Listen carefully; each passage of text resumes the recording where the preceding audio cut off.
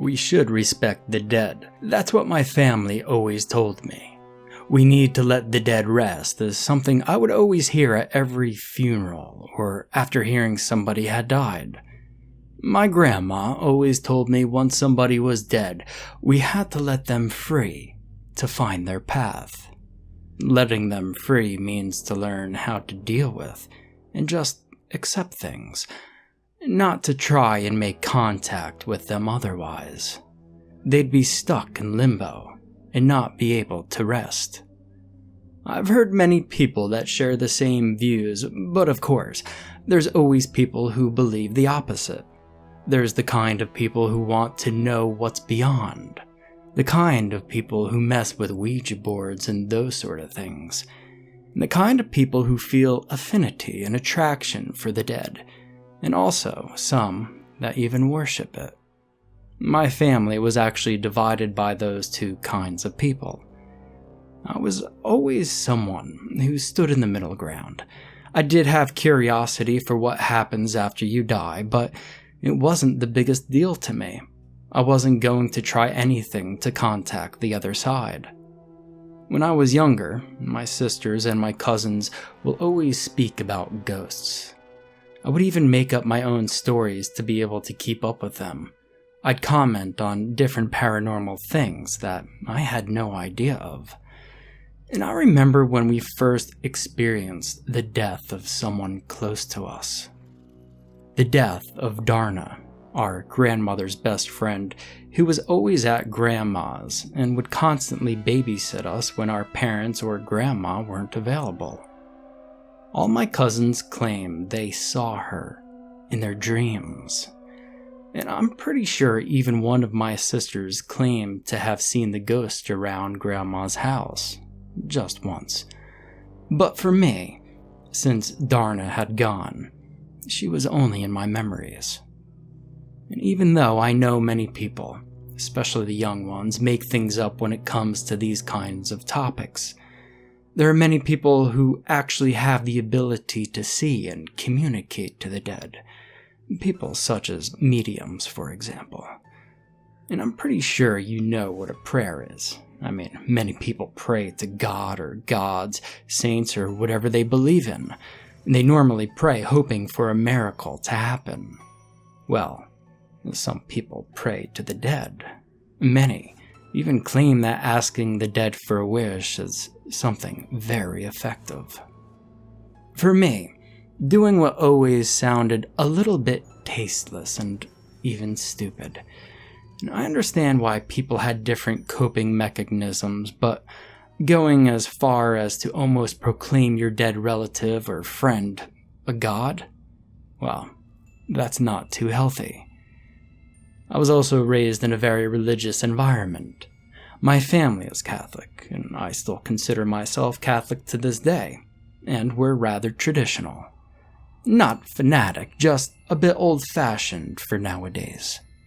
And I guess you could say, I've always have been a very normal person. Nothing out of the ordinary happened to me. And it's not like my life is boring as hell. It's just that, well, it's been a pretty normal life. I've had my good and bad moments like everybody else, which, if you think about it, it's kind of good. But there's one event that is out of the ordinary. At first, I didn't give it too much thought, but the more I think about it, the more I know it wasn't just my imagination or a dream. To give you a little better insight of the story, I'm going to have to tell you a little bit about my family. In this case, my dad's family. I've always been very close to my family, but that shouldn't be a surprise considered I already mentioned that we were rather traditional people. My family is huge. I have many cousins, uncles, and aunts.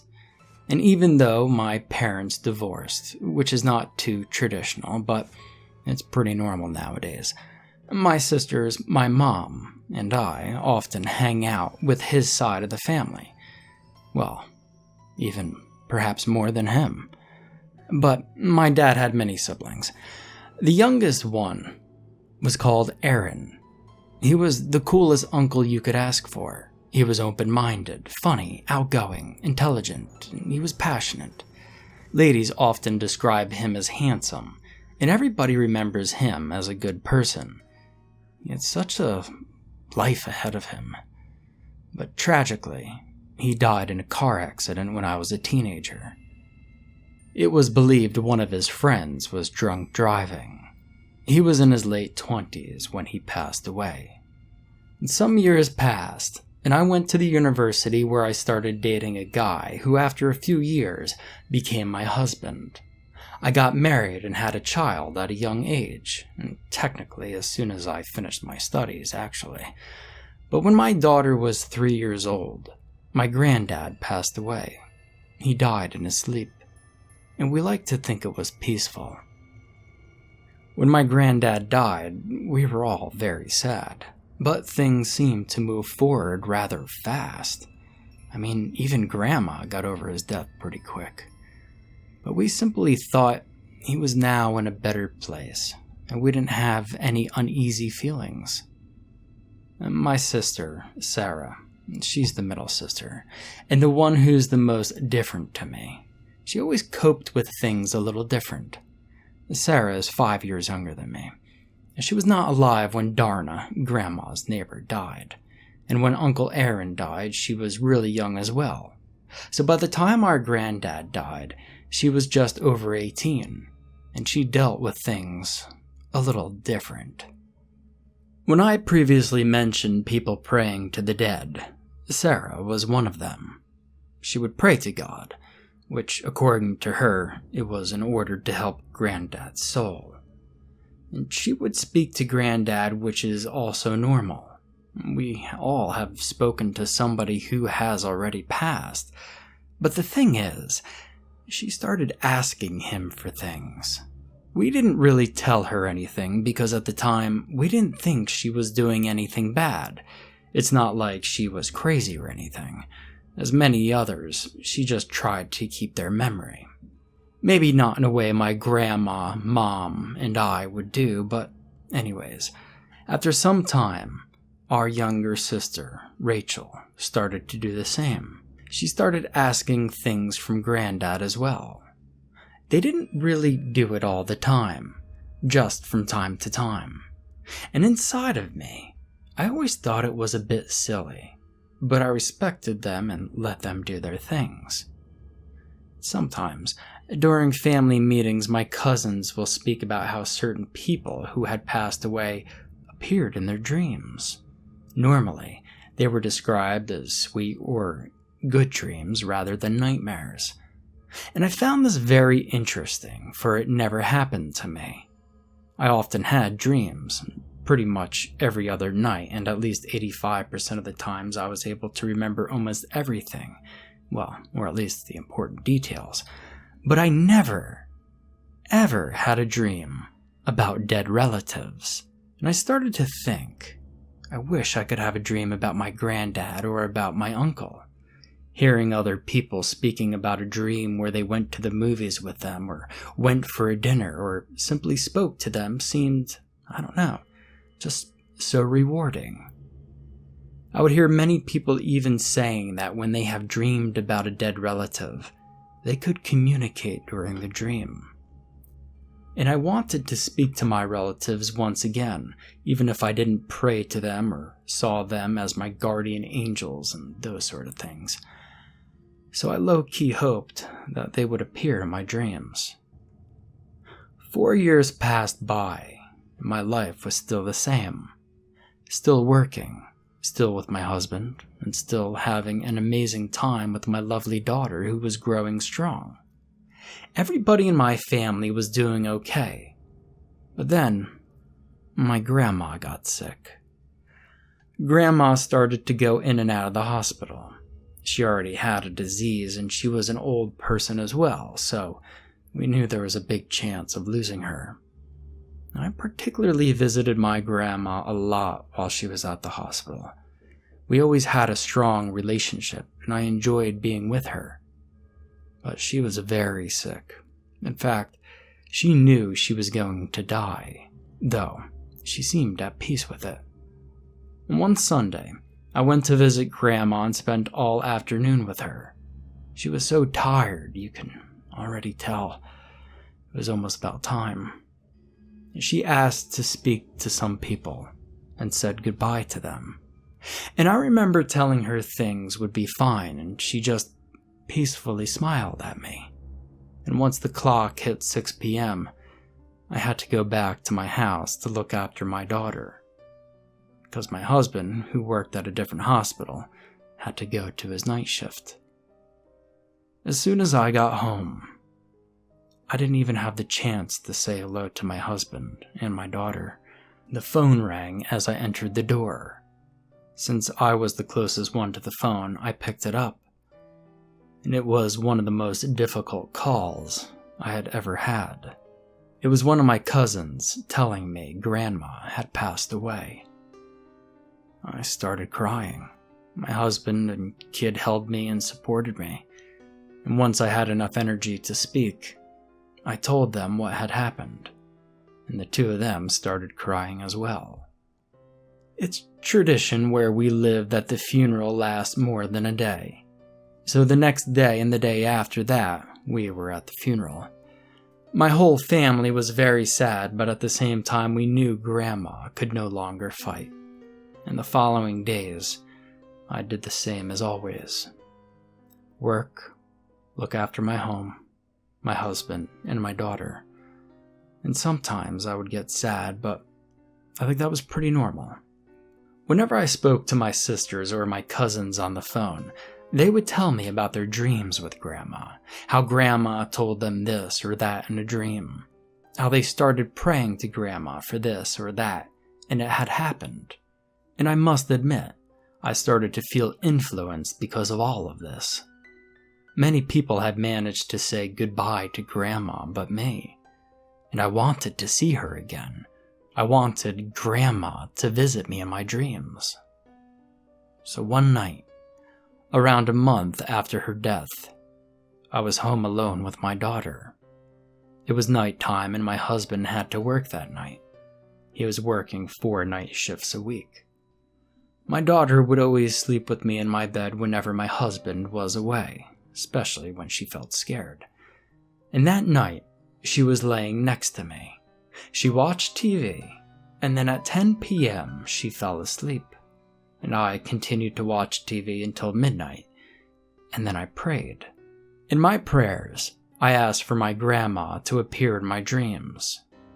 And I asked for it with so much faith. And I eventually fell asleep.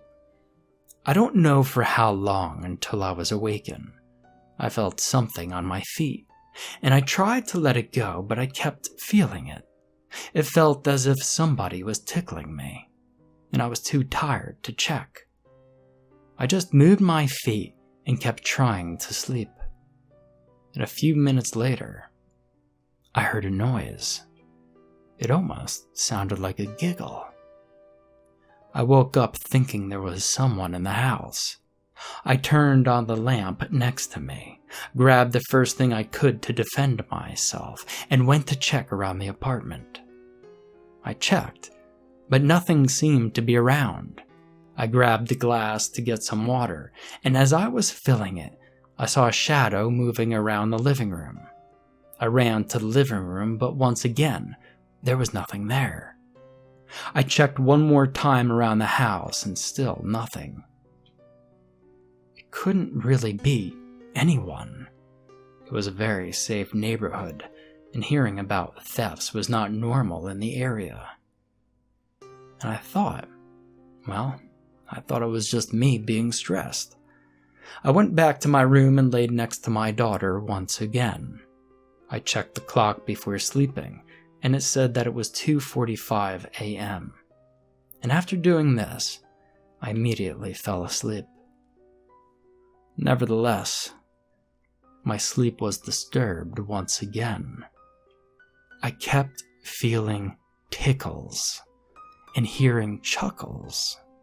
And this time, my first reaction was to open my eyes, and as soon as I did, I saw my Uncle Aaron and Granddad. They were at the edge of my side of the bed, tickling and playing with my feet. I first touched my eyes to see if I were dreaming, but they were still there. I slapped myself and started repeating to myself that this wasn't happening. And that's when they started speaking to me. You asked for us, didn't you? Uncle Aaron said, and I couldn't believe what was happening. I was absolutely disturbed at that point. I kept shaking my head and saying, "No, please, leave me, please," and I screamed. But that didn't stop them. They kept tickling me. We're just hanging out, Granddad said. And despite of them looking just like always, they were a little different. They were acting cheeky and playful, which was not a trait they normally had. Out of frustration, I started to cry. And that's when, from behind the door, Grandma showed up. "Leave her alone," she demanded. "I think she understands it now," she said. Then, she sat by the edge of the bed, looked at me, and talked to me. "I love you, my dear, but please do not bring us back here. Excuse our behavior is not very much like us. Just don't bring us back. It disturbs our peace." Those were Grandma's words. I looked at her, and then looked back at my uncle and Granddad, and they were all smiling at me. They looked gentle and nice once again, and all I could answer was okay. I do not have any more memories of the night. The next day, I woke up convinced it had all been a dream. After all, it was the most logical explanation. I sat on my bed thinking I couldn't believe it had happened. And I didn't even remember what happened after our conversation. It had to be a dream. That, where I was starting to go mental. I woke up my daughter and asked her to get ready for school. I started making breakfast, and once we were ready, my daughter and I sat at the table to eat. We were having a normal conversation until my daughter said, "Mommy, who was the other guy with Grandma and Granddad last night?" And then, I knew it wasn't only a dream, and I understood why Grandma said we should respect the dead.